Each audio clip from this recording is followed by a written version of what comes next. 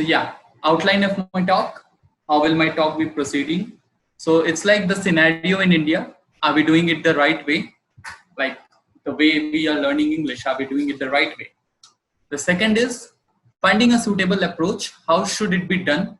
What is the correct way of doing it? Right? And the third is my personal take on the matter at hand. What do I personally believe about it? Okay. So now, introduction to English in India. Let's start with this introduction, the concept of how English got introduced in India. Okay. So English was introduced in India as a language of domination. The Britishers introduced India in order to dominate our country. It was a language which has narrowed the gap between the ruler and the ruled. So the language was introduced so that the gap between the ruler, that means the Britishers, and the ruled, that is we the citizen of India, could be narrowed. Okay. Third is the hegemonic colonial project of India was to create and maintain a class of administrative officers, clerks, and compliant civil servants to carry out the task of ruling and vast and expensive subcontinent.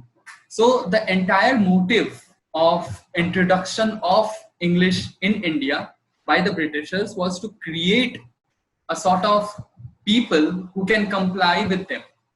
I know that most of you will be knowing this story, that we were told that we are a class that actually does not know how to be civilized, how to be well behaved, and all those things. So that was the concept, that in order to civilize us, we were brought into the knowledge of acquiring English.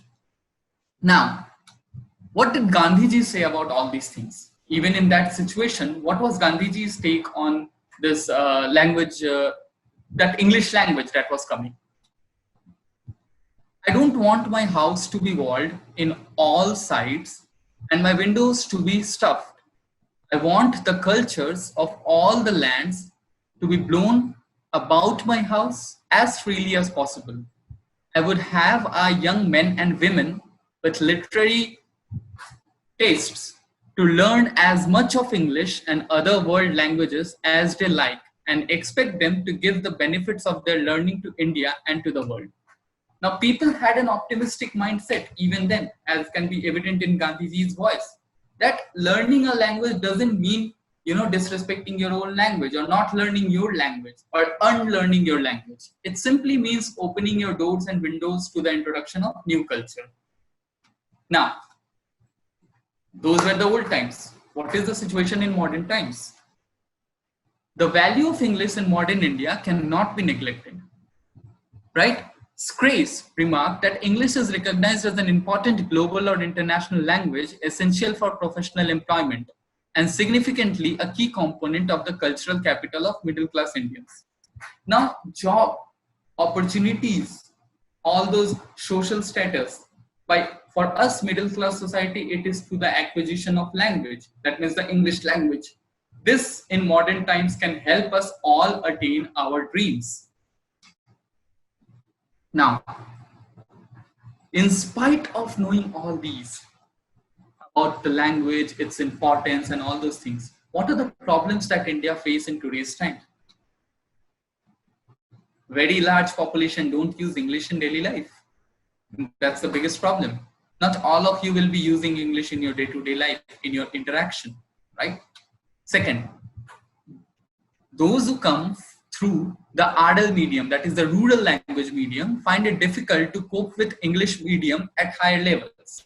Now, because you have that rural medium in Hindi or the state to which you belong, it's very difficult for you to cope up as you move higher into the field, right? As English is introduced to you. Like I have been, for example, learning Hindi till class 5, and suddenly at class 6, I'm introduced to a language called English.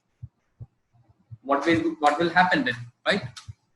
The third is there is a need for creating effective intermediate linguistic courses so that the shift in medium in any stage doesn't remain a major hindrance, right? Now, language courses needs to be designed in such a way so that anyone at any point of time if he or she is being introduced to this language, to this entirely new culture, he or she doesn't face any problem. Fourth, need to perceive English as a functional language rather than an elite language that creates socio-political conflict. Now, this is a psychological problem that we face in India. We need to perceive language, forget English language. We need to perceive any language just as a functional language, a language with which we have to do something.